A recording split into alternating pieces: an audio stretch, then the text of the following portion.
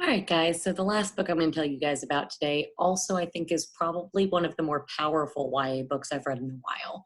So this book is called The Lucky Ones by Liz Lawson.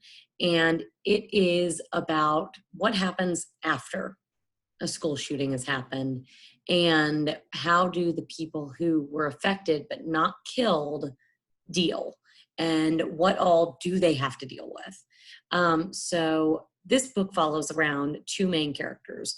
May is a young girl who was the only survivor in a room full of people that were killed in a school shooting.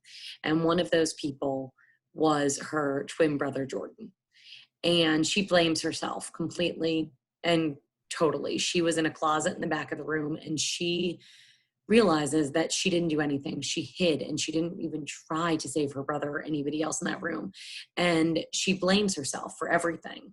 She blames herself for the fact that her brother's dead. She knows it should have been her, and she's just struggling. And one of the ways that she's really been dealing with this is anger. She got in a lot of fights.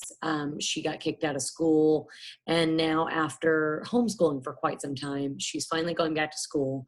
And her old school had closed, and they transferred all the kids into a new school. And there, for the first time, she starts building a friendship with a boy who she might actually have a little bit of a crush on.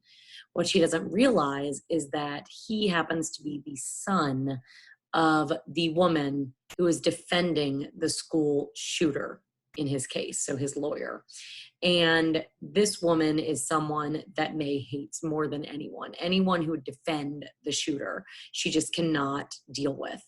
And when she finds out that this boy that she likes, the first time she's felt a connection since her brother died, happens to be the son of that lawyer, she doesn't know how to cope. And she's done a lot of stupid things, and he's got some anger. He's got situations at home. His mom's totally invested in the case. Nobody wants to be his friend. He's basically a pariah at the school ever since his mom took on this case. And so he's struggling, she's struggling, and together they kind of help each other, but at what cost? And then May finds out something about the shooting that she didn't know beforehand that turns her world upside down all over again. I think the reason I loved this book so much is because when we think of school shootings, we think about the kids who have died or the teachers that were killed. We don't often think about those that were left behind afterwards. And I think that's why this one is so powerful. I definitely cried, but you cannot help but feel for this girl and for the boy. They are both good people, and they are just trying to learn to live with the hand that life dealt them. Highly recommend this book. It is really, really powerful.